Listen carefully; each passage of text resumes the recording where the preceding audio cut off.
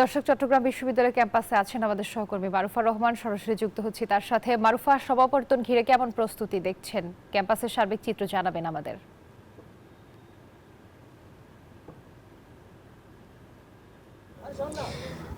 সমাবেশটি দুঃখিত, সমাবর্তন ঘিরে আমরা এখানে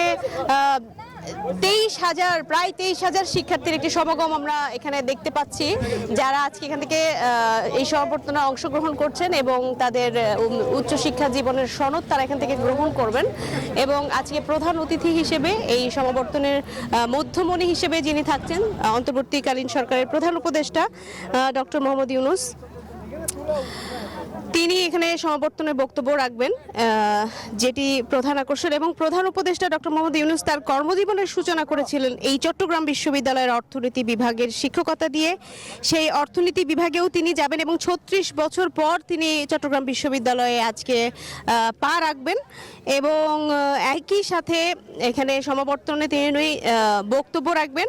শিক্ষার্থীদের মধ্যে ব্যাপক উচ্ছ্বাস আমরা দেখতে পাচ্ছি, তাদের নতুন জীবনের সূচনা আজকের পর থেকে সেটি স্পষ্টতই চট্টগ্রাম বিশ্ববিদ্যালয় জুড়ে আজকে ঝলমল করছে। এবং একই সাথে আজকে যে এই সমাবর্তনে বক্তা হিসেবে বক্তব্য রাখবেন প্রধান উপদেষ্টা ডক্টর মোহাম্মদ ইউনূস, সেটি নিয়েও তারা বেশ উচ্ছ্বসিত। এবং সফর সূচি নিয়ে যদি আপনাকে বলি, এখানে অর্থনীতি বিভাগে তিনি যাবেন। এই ভবনটিও প্রফেসর ইউনূসের নামেই নামকরণ করা। এবং তারপরেই তিনি যাবেন জোবরা গ্রামে, ঐতিহাসিক জোবরা গ্রাম, যেই গ্রামে তিনি ক্ষুদ্র ঋণের ধারণা বাস্তবায়নের মাধ্যমে আন্তর্জাতিক খ্যাতি অর্জন করেছিলেন। এবং সফরসূচিতে প্রধান উপদেষ্টার আরও রয়েছে চট্টগ্রাম বন্দরের এনসিটি প্রাঙ্গণে মত বিনিময় সভা। এবং সেখানে বন্দর কর্তৃপক্ষের বরাত দিয়ে আমরা বলতে পারি, তারা যে সভাটি হবে সেখানে চলমান যে কার্যক্রম রয়েছে বন্দরের, তারপরে বে টার্মিনাল, মাতারবাড়ি, গভীর সমুদ্র বন্দর সহ গুরুত্বপূর্ণ প্রকল্পগুলোর উপর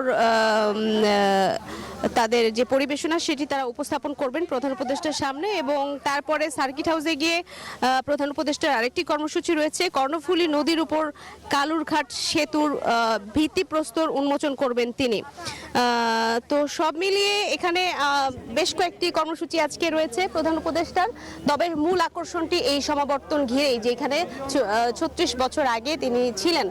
এবং আজকে যারা এখানে সমাবর্তনে অংশ নিয়েছেন তারা সকলেই বলছেন তারা ভাগ্যবান, তারা তাদের শিক্ষকের হাত থেকে, এক সময়কার অর্থনীতির শিক্ষক ছিলেন আজকের প্রধান উপদেষ্টা, তার হাত থেকে তারা সমাবর্তন গ্রহণ করবেন। তো সব মিলিয়ে চট্টগ্রাম বিশ্ববিদ্যালয় অপেক্ষা করছে প্রধান উপদেষ্টার আগমনের। এই ছিল আমার কাছে সবশেষ তথ্য। রুবা। মারুফা, আপনাকে ধন্যবাদ। বান্ডেল থাকলে প্রতি সেনমানিতে টাকা বাঁচবে। বিকাশ সেনমানি বান্ডেল কিনে জিতুন প্রতি লেনদেন।